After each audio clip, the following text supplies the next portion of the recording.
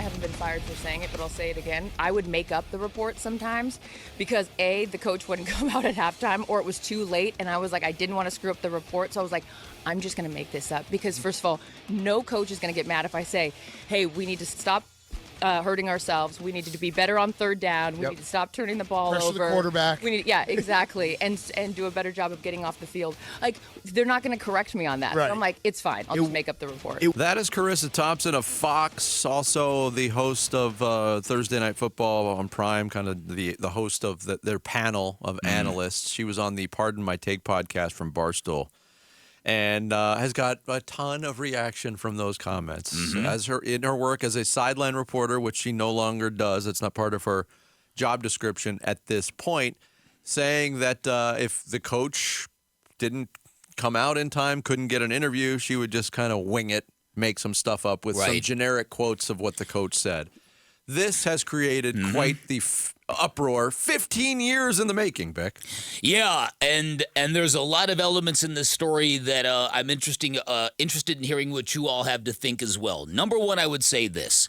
I think every young journalist, maybe every young professional at some point in time in their young, immature, stupid phase where you're trying to figure out what you are and what you're doing, you might be faced with an ethical decision and you might make the wrong choice. You don't go bragging about it. That I'm shocked at the brazen nature of, hey, I'm just going to put this out on a podcast and just sort of air the fact that I got caught with nothing to say and they're expecting me to say something, so I winged it. Back in the day, as somebody who grew up as a trained journalist, as somebody who really, really cared about ethics, I got assigned we got wind that Michael Jordan, who was in his rookie year with the Bulls, loved golf. So I got assigned, hey, go shadow him, talk to him about golf. Give us a story about this fascination with golf. So I'm like, oh my goodness. At the time, I had a Michael Jordan poster. It was like a gigantic poster. It was the cover of Sports Illustrated when it was the Star is Born, that one, that Michael Jordan famous one. Brought that with me. Said to myself, if I get Michael Jordan alone, I am going to ask for his autograph, which is strictly forbidden, as you know. You can't use your access for stuff like that. But I was young and stupid, and it was Michael Jordan. And so I sat in a golf cart with him, next to him, and we went down to the golfing range, and he was hitting golf balls very badly. And I'm sitting here watching, asking him questions about golf, and I get my stuff, and I get my quotes, and at the end I say, Michael, man, I would never do this. I'm never going to do this again. Would you sign this for me? He said, yeah, absolutely, man. Everybody asked me. Everybody in your business. Okay, great. Made me feel better temporarily. The stupid thing I did was have him sign it to a girl I was dating at the time. So I don't even have the poster. That was my fatal error in all of it. Come on, Bick! But I felt terrible about it because you are not supposed to do that. I was faced at a very immature stage with an opportunity with something like that, and I made the wrong choice. I wrote about it later in one of my books as sort of the basketball book with Jerry Colangelo, as sort of a catharsis for me. So I think in that moment, she might have been caught with a dilemma and made a dumb decision, ran with it, and I think we all are guilty of that at some point in time in our professional lives. I don't believe she should have aired it. Now, there are a lot of people who are angry at journalists who are appalled by this behavior. Well, I'm just going to close by saying this. You know what I feel about this. We badly need an ethical renaissance in this country. It's the levels of corruption in all our major institutions is beyond horrifying. Yes. We need better standards. We need more civility. We need rules. We need journalism to matter. People don't want to hear that because people love hating on the media now. We need journalism. Everybody listening, you need journalism to matter. And that's all I have to say about it. There's the stance that people are taking. How important is a sideline report in a football game anyway? They normally give you nothing. And there's been times where I've had similar thoughts on that. But what you just said is absolutely true. If you are entrusted by any media outlet to have that position, to be the conduit from the coach or the player to the public in a game situation, and you are tasked with reporting, that is a major no-no. So I, like you, am shaking my head that it's just so flippantly talked about. Even, is there a statute of limitations on it? I think we're going to find out. Yeah, it's not the first time she's talked about this, though. In a podcast with that she does with Erin Andrews called Calm Down, last year, she talked about this same issue. The quote was, I was like, oh, coach, what adjustments are you going to make at halftime? He goes, that's a great perfume you're wearing. I was like, oh, blank, this isn't going to work. I'm not kidding. I made up a report.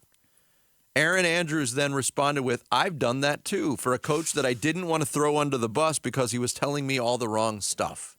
Telling me all the wrong stuff. Well, how is that her job to determine that? Also, that might be more damning than what Charissa Thompson admitted to. Well, and the whole thing illustrates how ridiculous these jobs tend to be, or how they've devolved. Yes. But and also, what they've become. Dan, on the whole thing, like, okay, she was young and inexperienced and she made the wrong choice. It doesn't sound like that was a one-time, thing. It sounds like she used to do that. Well, I agree. And in the same podcast, she talks about how, you prepare all week for these sideline reports, and then you only have 15 seconds. Uh-huh.